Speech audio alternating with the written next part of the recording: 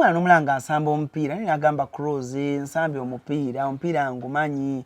naye ngenze ku trials kugundi nekigaana ngenze kugundi nekigaana omwana yeetunda atyo okulaba nga afuna ttiimu kaakati byonna omuntu okusobola okwetunda obulungi biddayo ku attributes ziri ze twayogeddeko etaano kati with all attributes ezo nga gwozimanyi nti era olina oziwakinga ono olina okuwakinga on your technique olina okutegeera omupiira olina okubeera shosho team player oba olina okuyamba oba olina okusambira ttiimu kati ngoye bwagambye nti ngenze eno mu ttiimu bwe nti oyinza okugendayo ng'oli talented nnyo osala okola ki naye nga toli team player kati awo bwajja kulema ng'ozannya bibyo yes individual football tozannya kiyamba ttiimu tubalabyeko abasambi ba Messi ba Ronaldo bali talented naye balina gundi eyo aspect ya team player nti agenda kusala amalirize nga ateebye goal agenda kusala amalirize nga akoze assist awo team player wekijjiramu game intelligence olina okutegeera biri eri bye twabadde twogerako okubeera mu kisaawe ngo kyebayita trials trials of course baba trying out basobola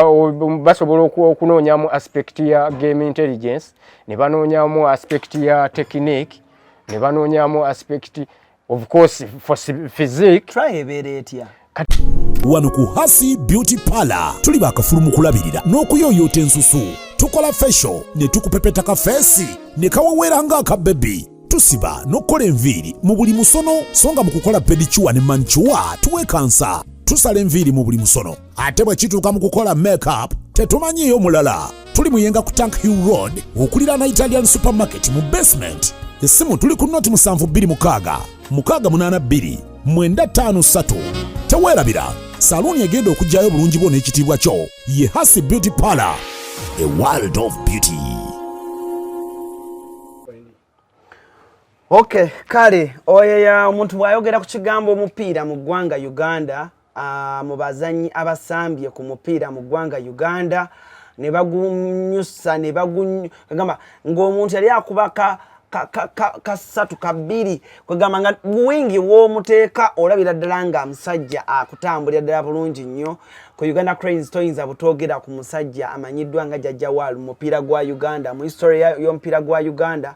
kale no show ngikoze olw'ensonga njagala abazadde wamu n'abaana mwenna abasamba omupiira oba naawe ali eyo ng'olina mutabani we oyagala asambe omupiira kwegamba ekintu kibeere nga kiri amalidadi sana kugamba otegeere bulungi nnyo ensonga z'omupiira guno obeere nga ate ozinyunyuka bulungi nnyo nina Jaja Walu olunaku olwaliro CRUZ exclusive gwe mukutukosinzidde okuba nga ate otulabira nja kuba ngenda nfuna ba football legends naddala mu Uganda CRUZ omuli ba Anko Sepuya omuli ba Anko Onyango omuli sajjange yakubanga makati Anko Mawejje oyo namwagala nnyo baba nga akulinnyira wakati era twebuzaako mu ggwanga ntuga Mawejje terashita yasambirako mu Premier League sajjange olaba ekintu kyakuba kyamannyo kabeere Jaja Walu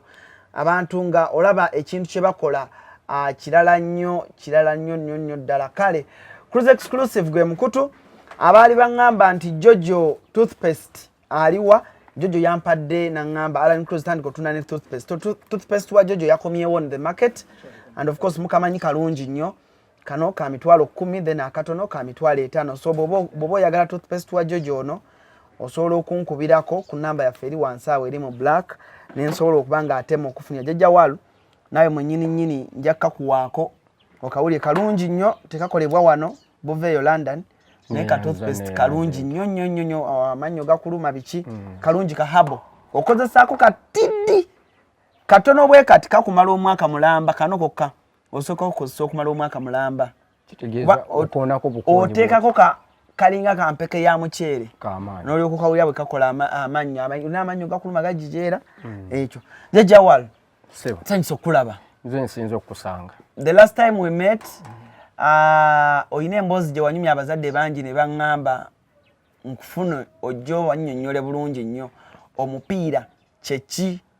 abaana abamu balowooza nti okubeera footballer toyina kusoma solongazi ogumanyi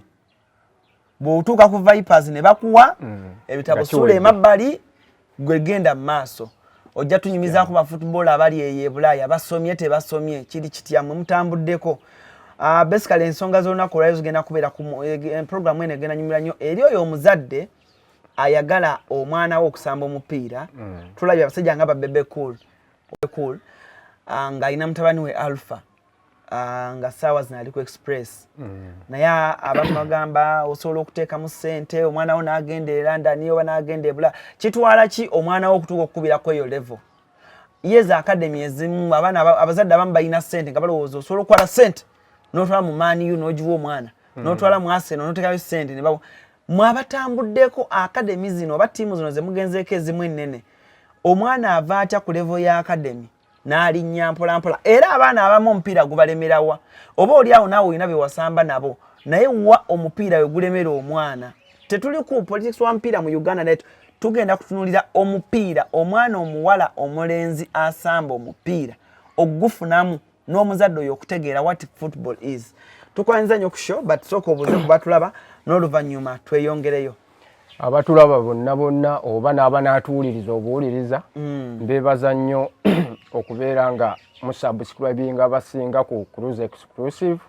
ne mulaba ebitambula mu ggwanga ne mulaba bizinesi ezitambula zitya n'ebintu ebya bulijjo. Amannya gange nze Walusimbe Godfrey abasinga bamanyi nga Jaja Walu. Ndowooza guno mulundi gwakubiri ng'onkyaza. Uganda osambiddeko owasambirako bbanga ki? Uganda Cranes nagisambira ndowooza emyaka nga 10 oba 11. We nagiviirako ndowooza nga nina emipiira ze bayita caps 15 nsuubira era nze nkyasinza okubeera n'emipiira emingi ku Uganda Cranes. Naye record bajja gimenya abaana bajja aba talents. Omupiira ki? Mwatuuka ku ki? Omupiira ku national team of course twawangula ebikopo bingi ku stages ez'enjawulo. Sekafa ebyo byo siyinza kubala twawangula bingi. Ne tubeerako ne ku competitions najja mu under ages nga ozimanyi mpaka ku national team nga tufuna different competitions under 23, under 20, under 17 paka we twa developing paka waggulu. Naye nze kale gye nnyinza okwenyumirizamu mbuziza twawangula biki. Twawangula of course Sekafa twawangula emipiira mingi kati bw'ogattako ne qualifications zino ze Africa Cup of Nations. Africa Cup watukiikira emeka? Emirundi 2 mu Egypt ne Gabon. Kati nze ndaba nga yali success ku side eyange with the national team. Wow, tugatandika bwe tuti. Jaja Walu wasambira ku Uganda Cranes, wano mu Uganda osambidde timu ki? Wano mu Uganda nsambidde tiimu ndowooza 2 zokka. Nasambira SC Villa ne Vipers time eno by then yali ekyali bunnamwaya SC. Basically soko otandikire omwana nga gwe bwatandika soko otubulire omupiira oguyingira ku myaka emeka then ogenda osamba osomokamu ezo ages under 15 under 12 omusambi alina kula atya mu structure kuba tuwulira olusinga batugamba ku national team simanyi waliwo structure structure abamu tetubitegeera kituufu okitegeera olina agamba olina okuba ng'ozze obeera mu structure yaki mu structure ya team soko otandikire olugendo lwo then tujja genda ku kyajeno ng'abaana. Nja kutandikira ku kigambo ekisinga oyinza okuba naawe okiwulira oba kye tusinga okukozesa naddala mu ssomero nga tukula oluusi tuwulira sports and games. Naye interpretation yeyawukana. Kati waliwo sports byonna ebigambo ebyo bi-involvinga physical activities. Naye enjawulo ekibeerako nti mu sports we compete. Mu games we play for fun. Kati omwana waba akula then aba alina okwerondako agwawa. Ngenda kugwa to play just for fun oba ngenda kugwa mu sports where there is competition. Ekintu kyonna ekirimu competition meaning you are competing for something. Kati kitegeeza oba olina okwewaayo all out. Kati bw'osalawo nti ngenda kugwa mu sports of course tulina mu basket, netball, football kati ebintu nga weebityo tubeera tu aiminga of course abasinga bagiteekinga nga career nti nga wonolaba omusomesa nono n'omusambi w'omupiira n'alondawo n'agamba nti ngenda kubeera ki musambi wa mupiira it is a profession but era ekintu ekyo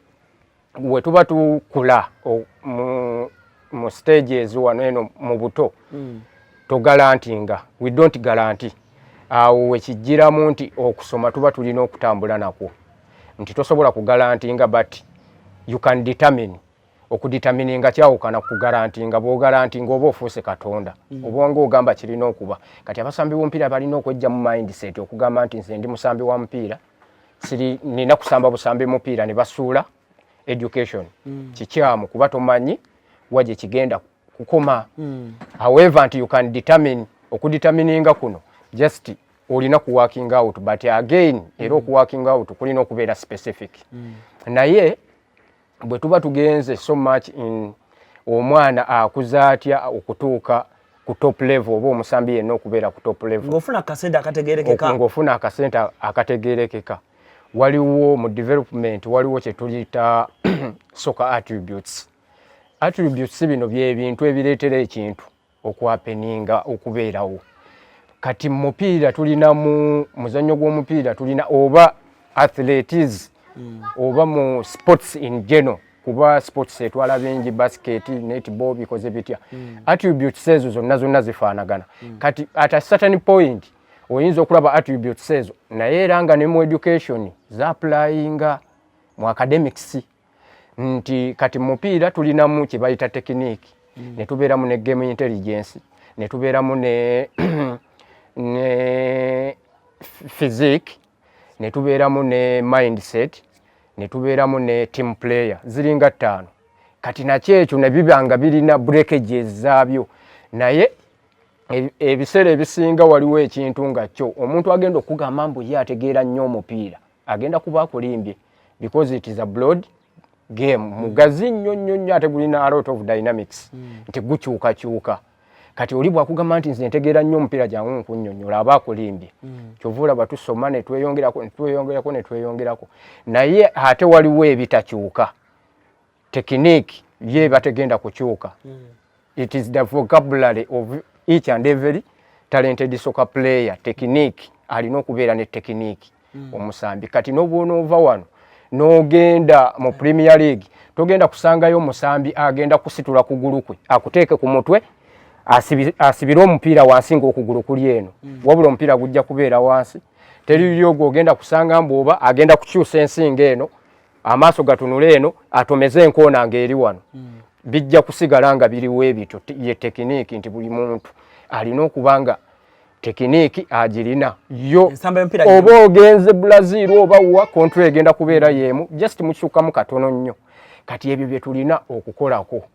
tulina kufokasinga nnyo ku tekiniki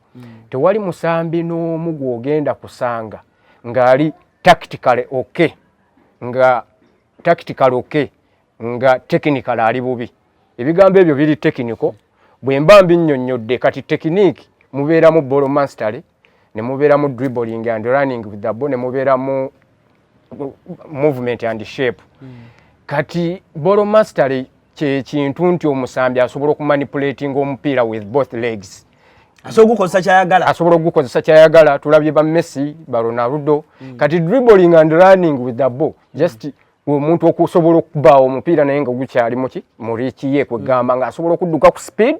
with the ball nga teguvudde no guvaako ku kigere naye nga asobola okumaintaininga movement yaagwo ku speed ey'amaanyi nti nsobola okusigala oba walawulirako ku musambi gwe bayita oba Gareth Bale adduka nnyo n'omupiira ku speed naye nga guli in his reach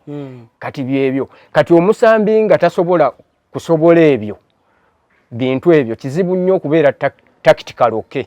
kati tactics just ye game intelligence tuyinza gitwalanga game intelligence bye bino byowulira nti oba tugenda kusamba 442 oba anyway game intelligence bagipimira ku speed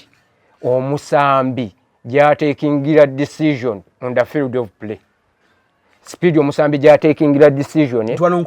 wano crossinga wano kansale game intelligence kati mulimu ebigambo oluusi bye bakozesa oyinza n'okuba naawe obiwulira nga bagamba nti great vision composure on the ball kati eyo bikola ki waliwo byempulira uno omusambi asalawo mangu precision nti asalawo mangu nti alaba ng'ogenda tambula n'ategera w'ogenda obeera mu kifo ky'ogguwoono n'enguwooli n'agamba yakubye nnyo paasi oba yamulabye atya kati eyo gye bayita precise pass nti ya decidinze the other one over this ng'eri yeeri better kati ebigambo ebisinga okudefininga game intelligence okitegeera spatial awareness okumanya wa wooli mu kisaawe biki ebikwetoolodde risk assessment byonna bigwa mu mugundi mu tactical party naye omusambi okubeera tactical oke olina okuba ng'oli technical oke ng'oli good kati technique eyo tugikolako njagamba tugikolako kuba kati already ndi coach tugikolako mu under age okuva ku myaka nga 5 at least paka nga ku 15 kuba kati awo in between awo omusambi waba akulira waba ayongerera mu size buli kimu waba alina okukifunira obulungi n'entegeera ye weba erina okubeerera awo kati awo omusambi senga amanyo alema okufuna ebintu ebyo mu eyo time kati awo aba agenda kukula kwegamba nga tafunye bulungi ki kati segeza nze kati kugina emyaka gyange okubeera good football obudde bwagenda dda obudde siyinza kugamba nti bwagenda dda osobola okwebeereramu ne tukuza mpola mpola naye ate oluusi bagamba nti bw'ogezaako tereza ekyakyama oba omenya kimenye naye waneena at least mugundi waliwo kye bayita PHV ngo abasambi bakula mu adolescence peak height velocity nti peak height velocity omusambi weeyongerera muki mu size kati awo bintu bingi ebiba birina okumaintainingibwa nti training methods ziba zirina okubeera nga zeezo okuva ku myaka 5 n'omanya omwana nina muwa training ki techniques ki buli kimu omwana ow'emyaka 5 mba nina muwa ndolinga ntya nti kati oyo just wa passion nina muwa buwi n'atuuka oba myaka nga 9 nti kati ono asobola okumanya technique n'amanya how to control the ball how to dribble the ball ebyo byonna ne biba nga bikula watuukira myaka nga 15 n'aba nga abimanyi bulungi kwegamba kati senga stage eyo eba teyandalingiddwa bulungi byebyo byowulira kati tukifeesinga nnyo wano era kyova olaba tuba tulina okukubiriza ennyo abazadde abaana abo ne babaleka ne babeera exposed oba ne bo bennyini ne be-expressinga talents zaabwe myaka ki omwana gyandiyingidde academy at least from the age of 5 omwana yandibadde ayingira academy n'aba nga asobola at least okubwangula okuva ku myaka egyo kuba omwana buli kyomugamba ku time eyo bw'akiteeka mu bwongo aba agenda kiba kigenda mu myaka 5 omwana ayiga gundi ki ku myaka 5 just kati awo ekibeerawo just eba fan babanga bali mu fan kati awo waafunira okwagala bw'afuna enthusiasm awo kati kiba kitegeeza buli wagenda ng'akula omukolaki ng'omudevelopinga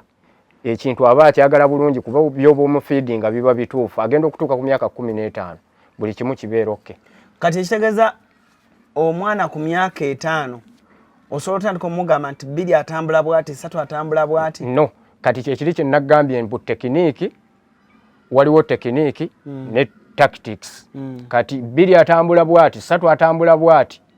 ezo tactics kati tekiniki dribbling bwoti fakinga omupiira bagusiba we bato ye tekiniki kati ku myaka 5 ate tekiniki naye oluusi ebeera nzibu kati ku myaka 5-6 oluusi babeera muki mu faani yes nga wolaba kindergarten nti oluusi bagendayo ne babawa byakuzanyisa ne basamba n'alaba nti asala munne then bw'ajja ng'akulaakula kati myaka 8 awo 7 anyway it depends ku someone's IQ waliyo abaana ku myaka 5 ng'osobola omugamba dribble with both legs n'ayisaako kubeera mbalina ng'omugamba dribble fake with right yes kati mumbeera bwetyo naye assessment ogikola accordingly n'olaba nti kati ono at least asobola okuyingiza technique n'oba ng'ogenda oba grouping bwekityo njagala otusiigire ekifaananyi eri katuli ku baana abakuze tuli ku mwana akuze obulungi nkiwa abazadde bangi bataddemu ssente nyingi nnyo oba oli awo abamu babikoowa n'obikoowa abamu n'amaanyi gabaggwamu nga baali baagala nnyo sipooti ey'omupiira oba abaana baabwe osamba omupiira omwana omutuusa otya mu academy kati nga academy zammwe kati olina academy nungi naye omwana omutuusa otya mu academy ng'asigala asoma then omwana oyo n'akola n'agenda ng'asamba omupiira oba oliawo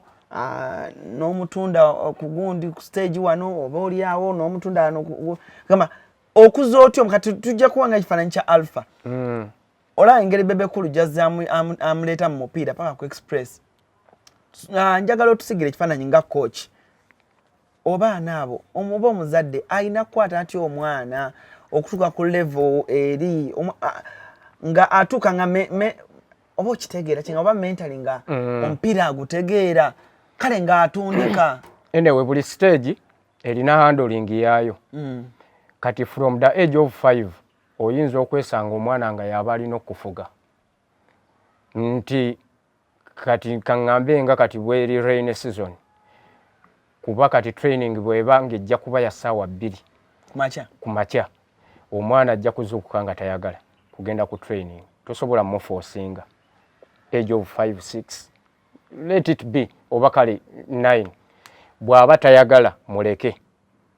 awumule kweja emyaka otherwise bw'ona omuforcinga kigenda mutama same like nga bw'ona olaba essomero of course tebalina choice naye ate omupiira wano twagutwalanga option nti just option tetumanyi how beneficial it is wano mu Africa oba mukaŋŋambe oba okusingira ddala ne wano ewaffe yes kuba abazadde abasinga tebavaluinga sports in general kati ate omupiira ate gwo balowooleza ddala nti oba kuba kuzannya mu buzannyi naye tebamanyi nti kale tetusobola kigeneralizinga nnyo naye ate omupiira guno ng'omuntu wagutunuulidde omuntu agenze asomye paka Makerere ono ayinza omusooka okumaliriza senga ono abeera akoze ekikuba kati bw'oba otunuddemu mu nsi yaffe eno buli kimu kyonna kibanga byetukola bibange biri ku probation wano talent ya Uganda ekulembedde ebezeza abavubuka bangi kati tubadde tukyayogera ku kya omwana oyo omuleeso otyokutuuka obanga kale avaamu oba akasente oba kennyini naye nti stages buli stage gyatuukako omwana aba alina ze ziri attributes ze nagambye aba alina kyaba alina okuba nga ayiga time eyo nti bw'ava wano mu mbeera eyo okuba nti ye alina kwagala bwagaza agende alina stage gyagenda otuukamu nga just alina okugenda akimanyi eringa must kati bw'anaatuukawo ng'akimanyi erina okugenda kati naye ajja tuuka nga akimanyi nti nina okukola kino lwansonga kirina okuntuusa wano naye ate guidance eba erina okuba nga yaki nga y'amaanyi nnyo kati waliwo responsibility ya coach ne wabeerawo ne responsibility y'omuzadde nti eya coach ebiseera ebisinga wooba ogitunuddemu nti yo yakufeedinga what is necessary with regards to football as well oba olina okumulaga disadvantages ne advantage nti okusoma nako tegulina sigala kuba kaakati bw'okusoma abakuzaala quality farm Madugomba bayita abalunzi bonna mu ggwanga okujja musomo gw'ebyobulunzi ogutuumiddwa ekyama mu bulunzi secrets in farming okuva nga 5 okutuusa nga 6 January ku faamu yaabwe Madugomba omusomo gwa nnaku 2 era tugenda kutendeka abalunzi mu nnunda ey'omulembe endiisa n'endabirira ebyuma eby'omulembe bikozesebwa mu kulunda oyige bw'ofuna mu kulunda ate era n'okukuuma ebitabo banking and record keeping nammwe abaagala okutandika ebyobulunzi nga temulina ssente wakuzeewola mujja ku olwo tujja kuba ne campfire ekiro era nga abayimbi ab'amaanyi ennyo mu ggwanga bakutusanyusa ekiro kyonna paka obudde kkejenge osasula shinze 20 okulya okunywa n'okusula sasula ku momope kamunyenye mu 65 kamunyenye 3 kadaala merchant code eri 571 671 oba kuba essimu noti 779 291 758 ovuga n'otuuka e Maddu Town Council Gomba District nodde ku Maddu Kiganda Road kilomita 4 zokka ng'otuuse ku Kuzaara Quality Farm bw'ogamba mbu kyekiri kinagambye nti togalantinga olina kukola ki olina just ku determininga kati bw'ogalantinga then gwe naawe n'omulaga nti alina kusamba mupiira ate bw'atagusamba kuba bangi betubadde nabo abali talented naye tebakimeekinze ku top kati kiba kitegeeza naawe olina okumulaga gundi zonna nti olina ozitwalira ewamu bwoti at least bw'onootuuka samweyanga osobola okulekako ekimu ky'olaba nti nti at least kiri kisinzeeko kinne waakyo kati n'omuzadde naye omugaso ogusinga obukulu ku feedinga support emabega w'omwana support mu buli mbeera of course mu academics of course responsibility y'omuzadde buli omu agimanyi alina okuproviding what is necessary school fees biki as well nga mu sports coach bw'aba alina okuproviding what is necessary with coaching kati eno n'agwayo bugwi mu academics nga amulaga advantages za academics kati omuzadde aba alina kumufeedinga with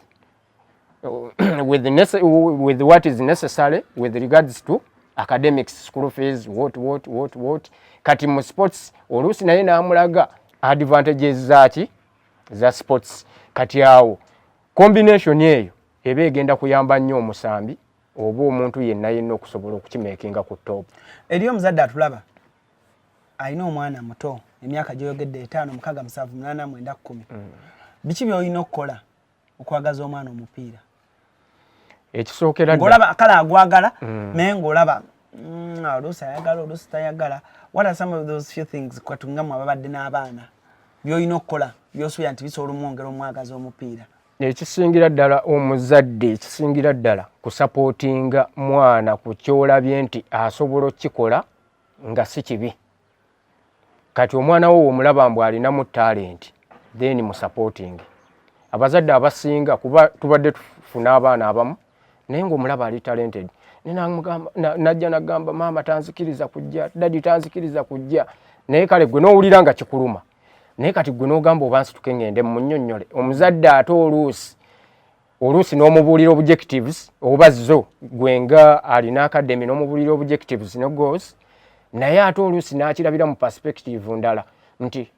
oyo alina byanoonya bibye naye ate ng'omubuulidde objectives ne goals naye ate n'amaliriza nga abagala kukola mbaana baffe ssente ayagala kukola mbaana baffe ssente naye ng'omubuulidde objectives naki ne goals zo z'ogoba naye ate omwana oyo nga ye tamanyi nti omwana oyo already eyo capital ye ate nga si gwe nga gwe agenda okubenefitinga okusinga okuba naffe tubadde ne ba coaches tubadde n'abantu abatubadde emabega during our period n'abatupushinze naye nze nnyinza okugamba ne coach wange yanzije eno simuwangayo buwera bukadde 5 oba buwera bukadde 2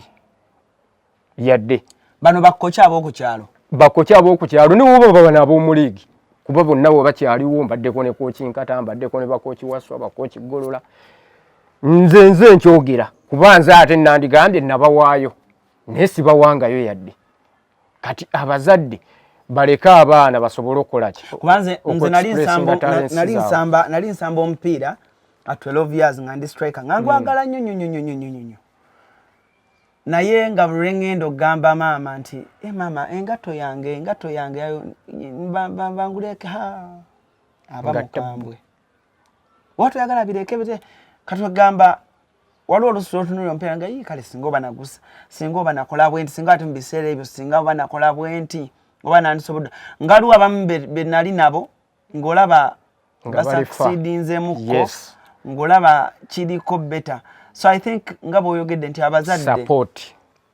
kati kuba mwaka faananyi senga at least mami wo yakusupportinga because gwe walina obwagazi yayita amanyi na mupiira wajje gutwala muntu bwebwe obuzibu kati support eyo yakuleetera obuzibu nti tebakusupportinga era senga bakusupportinga ku bwagazi bwe walina Katonda byali bisigalidde Katonda kuba kati omuntu bw'obeera n'obwagazi buli kintu kyekola kyokka kuba ogenda kwekubiriza gwe wekka ogenda osobola okuwakinga out osobola okukola ekyo ekiba kigambiddwa okukola osobola okubeera successful. What's the right time and d nga tunagenda ku ekyo omuzannyi afuna atya agent kati ebyo tuwulira aba agent yani agent akola agent yaba manager w'omusambi kuba tubiwulira buwulizi tuwulira nnimi nti agent wa gundi yaganye agent wa David Obuwa yaganye omusambi afuna atya agent era amufunira ku myaka emeka? Tekiriiko myaka however nti waliwo ba minors baba ate abatasobola kati kutundu oba kusayininga contracts abaana abali under age of 18 and below baba ba minors they are not allowed to contract Kakati however nti oli asobola okubeerawo nti kale asobola okufuna agency oba agent naye ng'ate waliwo abamu representing like parents kubeera kye tukola kati ne tunoogenda n'otuukirira abazadde ne bakuconsentinga okubeera ng'olina omwana gw'odevelopinga kati ekyagenti kivawo era of course mu agency nti just to represent nti agent abeera wakati wa parties esatu kaŋŋambe kankinnyonnyole bwentyo nti agent abeera wakati w'omusambi either ne club oba party esooka n'ey'okusatu nti kati wabeerawo oba principal agent then ne third party kati third party ke tugambe ye club agent ya representing ani omusambi ye principal yaba muwa authority asobola okukola ki okumurepresentinga kati tekiriiko myaka nti oba omusambi alina kubeera ku myaka weegityo okubeera n'agent wabula ate kirina limitation ey'omusambi okusayininga n'agent nti ba minors tebakkirizibwa kusayininga ku contractinga oba kukola agreement nti wabula ate Alan osobola okubeera ne mutabani wo nga minor naye ng'oyagala abeere n'agent gwe n'omusayiningira gwe n'oconsentinga eri ku lwa mutabani wo gwe face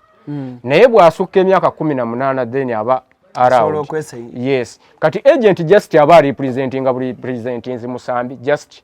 kumumarketinga oba waliwo kirabu emwagala of course agent yalina okuyimirirawo asobole okuteesa terms considerations eziyinza okubeera mu contract y'omusambi ng'omusambi ye ali just behind naye ng'abasambi era baba balina okubeera ne ba representatives be ba agent kati manager ate manager almost era kiri mu form of agent lwakuba ate manager abaamu mulala just aba omusambi w'omupiira asobola ne manager ne agent yes kuba ebigambo ebyo byanjawulo manager just you can employ me yes you can employ me ku managing Alan obeera busy social media social media yes naye ate manager ayinza okuba talina license ya bwegense nga tosobola of course manager oba tolina osobola okubeera mu manager as well as an agent kati manager tosobola gamba nti kangende ndi presenting omusambi ku professional club yonna nga tolina license ya bwegense naye manager osobola okubeerawo nti manager wange kati ate manager wange ebiseera bisinga interpretation wano naddala wano mu ttiimu za wano oba ku basambi ba wano interpretation ya manager bagimanyi bubi simanyi mu industries endala nti abamanyi manager yalina omuwa akasente yalina okukola naye ate manager nze nina okuba bossi we nti nze mu employinga to manage myself and my business yes na managing ebintu byange nze nga ndi nkuba bukubi mupiira nandeetera buleetezi proposal nti kati tugenda kugula ettaka tugenda kukola bwekiti ne bwekiti that is mugaso gwa manager nga mu employees however nti era mu mbeera ya wano kizibu nti lwa nsonga y'akasente manager oyo olina omusasula ne wabeerawo n'obuzibu buli eri obwa trust nti kati nkwata obukadde bwange 10 mbuwa omuntu tandyeko 5 kati n'ekyo naye ate nga twetaaga nnyo management kitunyigiriza nnyo bwe tuba tusamba waliwo ebintu bye tukola bye tudecidinga we take decisions which are not appropriate nti bwe mbeera n'obukadde 2 nga mbufunye mu Vipe oba Express without management behind me to advise me nze ngenda kukola kyenjagala mbadde ku piki boda bikoze bitya nina ofuna emmotoka nina okukola ki which is okay naye ate wabeerawo mu kiseera ekyo ng'osanga sikyetaagisa wabeerawo ekiba appropriate nti senga obeera ne good advice kiba kijja kukolera bulungi nnyo abasambi babeera ebweru ne bakaaba katuli ku bantu abakuze Jaja Walu omwana yeetunda atya omwana n'omulanga asamba omupiira naye agamba CRUZ nsambi omupiira ngumanyi naye ngenzeeko ku trials ku gundi nekigaana ngenze ku gundi nekigaana omwana yeetunda atya okulaba ng'afuna ttiimu kaakati byonna omuntu okusobola okwetunda obulungi biddayo ku attributes ziri ze twayogeddeko 5 kati with all attributes ezo nga gwozimanyi nti era olina oziwakinga ono olina okuwakinga on yo technique olina okutegeera omupiira olina okubeera shosho team player oba olina okuyamba oba olina okusambira tiimu kati ngoye bwagambye nti ngenze eno mu tiimu bwe nti oyinza okugendayo ng'oli talented nnyo osala okola ki naye nga toli team player kati awo bwajja kulema ng'ozannya bibyo yes individual football tozannya kiyamba tiimu tubalabyeko abasambi ba Messi ba Ronaldo bali talented naye balina gundi eyo aspect ya team player nti agenda kusala amalirize nga ateebye goal agenda kusala amalirize nga akoze assist awo team player wekijjiramu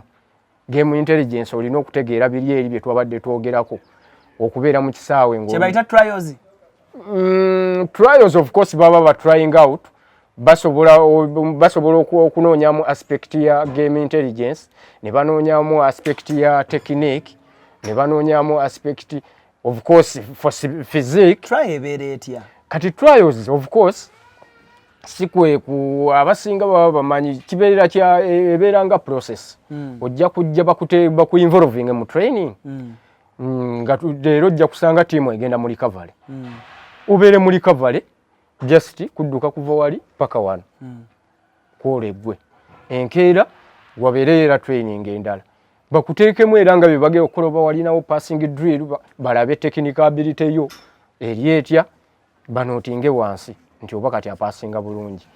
batuuke oba mufunemu awo oba game related within the training session balabe how your movements are oli left back ali atya bayinza okuba babadde banoonya left back nga maybe can initiate attack from the back okitegeera ng'asobola okusoma omuzannyo biki kati ng'ebyo bye baba banoonya ne batakuwaamu yadde n'emmeeki oluusi bwe baba bakuyambye ne bagamba tumulabye mulungi tumutegekereyo mu match situation kati bingi ne baganazingawo kamechi kati ate bayinza okuorganizingira mu match ng'obanga ya under nga 23 eya kilabu yennyini kati ne balaba mu bana abato agamba wali oba mukulu ali 29 mu bana abato katulabe neeyisaayi kati oyinza okutuuka omu abaana ne bakuchallenginga kwejja emyaka kati obukosaawo oba olaze eki kati mu mbeera bwetyo kati tubadde tukyayogera ku ky'omusambi ye nga yalina okwezuula ebintu ebyo byonna n'abiwakinga on kati bw'omala okubikuwakinga on n'omanya byonna obitegedde gundi ezo attributes kati then waliwo kibayita SWOT analysis bw'okola SWOT analysis eyo of course eba egenda kukuyamba nnyo bw'ozuula strength yo of course SWOT analysis it is just strength weaknesses then opportunity then ne threats so komanye strength zolina gwe ng'omusambi nze we nakulira nga nkyali azina mu development yange nali mutono nkyali mutono era nga ndi mutono nenkimanya ndi mutono mu size kati of course nafuna ku advice ne bagamba work on your muscles netandika okuba mu gym nenkuba mu biki just to get power kati nemmanya nti kakati engeri nti ndi mutono nina okukola ku speed nina okukola at least mbeeremu n'amaanyi okitegeera kati olina okunoonya strength n'omanya ndi mutono speed njirina yes kati nina kuwakinga kweyo mbeere nga ndi speed kati onoonyereze weaknesses zo kiki kyensinga okukola abasinga tetwagala weaknesses zaffe oli bwakugamba alani ekintu kino okikola bubi omanya ate owulira bubulizi bubi naye nga akugambye ekituufu find out what are your weaknesses work upon them kasita omala okuwakinga osobola zimanya weaknesses zo of course zetaga muntu kugamba no you can kuba kati sisobola kubanga ndi left back nga buli kaseera bampitako eyo implication ebeeragira ddala nti nina okuworking on my defensive part kiba tekyetaaga nakuŋŋamba kuba tosobola kubeera nga omulimu gwange nina okukavaringa left flank yonna naye buli kaseera bampitako batuteeba of course oba tosobola oba omaze okunotisinga weakness ye gwe kuba department yo already yebeeko sitinga ki kali bw'omala okukola ku weaknesses zo then opportunities olina ozikozesa buli opportunity gy'ofuna manya nina ogikozesa opportunity ebejja lumu bw'ofuna opportunity use it kati then threats of course zirina okubeeramu ne mu industry endala alani mu gundi mu entertainment eno mubeera ne threats mpitirivu kati yeyo SWOT analysis threats ezo manya zirina okubeera mu feeno mu mupiira oyinza okujja mu kisaawe nga wonna wajjudde abasambi naye n'owulira alani waliwo olinga kino olinga but concentration ab'amawulire ne bawandiika ne bakuba mu lupapula ne bakwogerako bubi threats ezo zonna oba olina ozisuubiramu mu process okitegeera byonna anyway naye nga nsuubirawo omusambi kasita owakinga upon ekyo awo ebisigadde biba bisigalidde wa Katonda. Tulabye ebiseera ebisinga nga mbagamba we recording ebu video oteekeko ku internet we recording ebu video oweereze ku bascout ab'enjawulo lw'ojja okufuna ttiimu. Nazo methods zikola oba waliwo systematic way inogobererwa? Eyo yennyini yeyo systematic way nga bw'ogambye yeyo yennyini naye eyo si gwe musambi nga gwe kuba bw'ogamba nti gwe obyekolere bigenda kumenya ate oluusi ne bibeera bitwala time kuba kaakati awo ekya management wekijjiramu nti management eba erina okulayinga strategy ku musambi waayo nti omusambi ono tulina omukolera edited clips nti gwe tulinanga agent oba marketing manager wasabira wonna nti oba kuba kati bo baba bafuna gundi baba bafuna yes request buli kaseera twagalayo Alan striker twagala omusambi bwati oba twagala Alan oyo twamulabye musambi mulungi naye olinawo gundi ye kati bibo birina already okubeera nga biri piled up nti tulina midfielder bwati ne bwati nti gundi ye weeri already connection nga yatuuse dda kaakati eyo yes systematic way eyokolaki eyokutambuza ekintu ekyo omusambi alina okubeera nga already abulina bu clips naye management erina okuba nga emuyamba. Ndabye abasambi ndabyeko aba media personalities abamu abakola sports nga bagamba nti tosobola genda ku professional nga tosambira nko waka abamu bempulidde baga nti kati katugamba omwana asamba wano naye mbu kikulu nnyo okusambirako mu liigi y'ewaka kyokka ng'ate olubeera no abavubuka abamu ndaba nga liigi y'ewaka bagifiisa balaga temuli. Nze ekyo nja kiwakanya nze nga nze nti ekyokusambira mu liigi y'ewaka si kyekikulu ennyo but ekya structure development kino kyekikulu kyewayogeddeko mbu structures zenki nti omusambi ajja akulaakula kati bw'eba nti club nti nga Viper kale ne bwetaba Viper oba ku byalo byaffe bino ne wabeerawo ka academy nga kasobola okudevelopinga omusambi oyo ne kamu feeding with all those attributes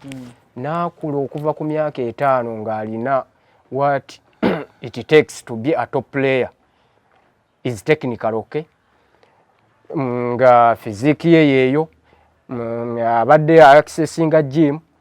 kati mpozi kyaba alina okubeera nga alina azina kyaba afunamu just competitive games naye nga si kikwate nti competitive games zonna zirina kuba mu top league kuba waliyo big league eno omusambi ja kale naye ebeera liigi ya waka naye ekyo kyonna omusambi nga alina techniques zino zonna just guba mukisa omukisa we gumutwala wonna asobola n'okuba nga tasambye yadde mu big league n'afuluma bufulumi Gwanga n'agenda ku profession naye okutuukayo ku profession senga aba alina techniques zino bulungi nnyo asobola okusigalayo kati ne bw'aba tasambye mu liigi ya waka kubanga bangi abavudde mu liigi y'ewaka nga bamising out attributes zino ne balemererwa gye balina okulaga ne bakomawo kati liigi y'ewaka tekolaki tegira nnyo azina tegira nnyo tejustifyinga musambi kusigala ku profession wabula structures eno mu development zikolaki ze zisobola okolaki okusigaza omusambi oba okutwala omusambi ku gundi ne bw'aba tasambye mu liigi Would you advise omuzadde okutwala omwana we ku trials ebweru w'eggwanga ng'omwana oyo abadde wano oba kimulimitinga emikisa na oba inasoka kubirako ko wano kyensuubira omuzadde yenna okutwala omwana we okujjako omuzadde ng'alina links ez'amaanyi ennyo with a certain club gy'aba agenda omutwalamu naye ng'omuzadde yenna bw'aba asobola okutwala omwana nze sisobola mugaana nti omwana mutwale asobole okukola ki okuexposinga talenti ye kuba waliwo omuzadde omu gwe nnina bamuyita mukulu Fred alina mutabani we muto bamuyita Kayton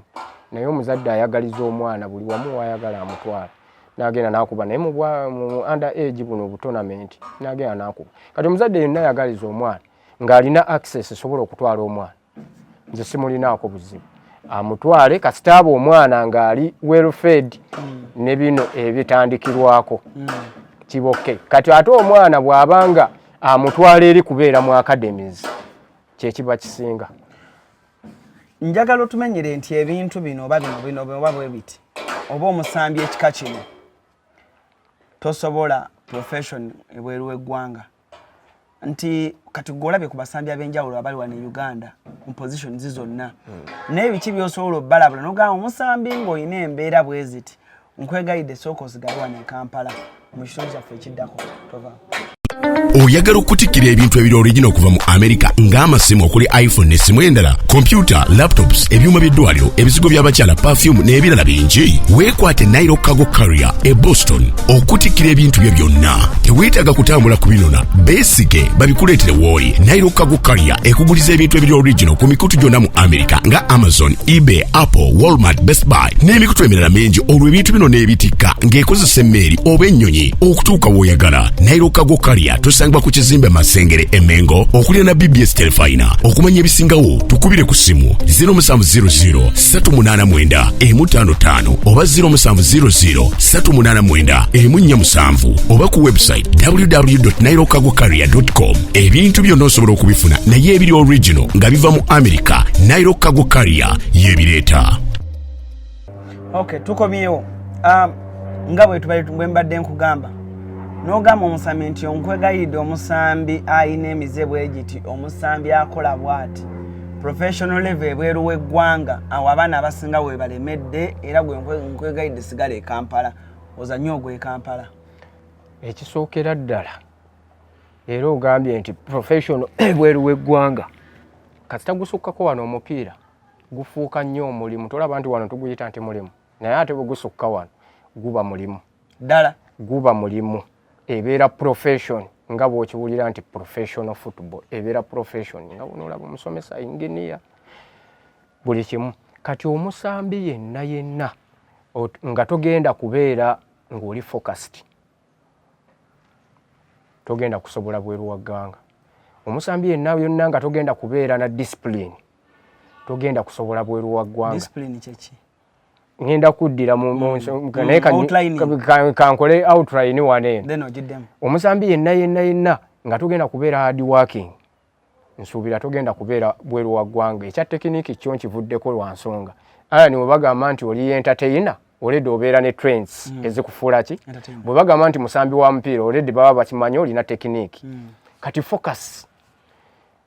eno just ogenda sigala otya ku mulamwa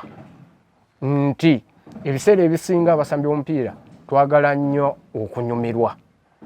okunyumirwa night clubs biki nyambadde bulungi nkoze ntya kugamba ebitujjako biba bingi kati mu mbeera eyo bw'oba ogenda ku traininga leero mulina meeki enkya abantu bo bali eri omupiira bagutwalanga profession omupiira we guba gwa nkya ebeera function nti mupiira tulina okuwangula omupiira kikusasuza kati gwe bw'oba ogenda kumanya nti Kampala nsobola okugendako wano mu kiraabu essaawa nga 2 nzireyo ku 8 neebake omupiira guba gukulemye profession tuli aba Rashford babawazi fine nakwa fine enja mwino omupiira gwa Man City wasuze mu kiraabu zibanga kyekyo awo oba ovuddeko kati awo oba ovuddeko buli kuba ffenna tugenda ku traininga tubeere kyekimu mu mbeera y'emu tugende twebake naye focus tusigadde tutya ku mulamwa ye focus nti nze katono nnyo gagenda kunzija kuba alani ogenda kunkubira alani nawo niwe tugendayo ssaawa 2 ngambe naye lwaki tugenda tusigale muki tusigale twebake nja tulina game decision gye ngenda okukola awo focus mbanjivuddeko kati awo musambi tojja sobola oba tugenda kukola ki tugenda kusobola discipline ebiseera ebisinga abasinga baba bamanyi nti kwe kubuuza ofukamidde okoze ekitovumye bantu naye ate mu kusaidi ey'omupiira kigoyinga beyond nti waliwo code of dressing code, yes, dressing code, time management. Dressing code yeno gitulaba nga abazanyi ba United bonna batuuse naye nga engato zifaanagana, tracksuit zifaanagana, engato ze zimu, bwe muba nti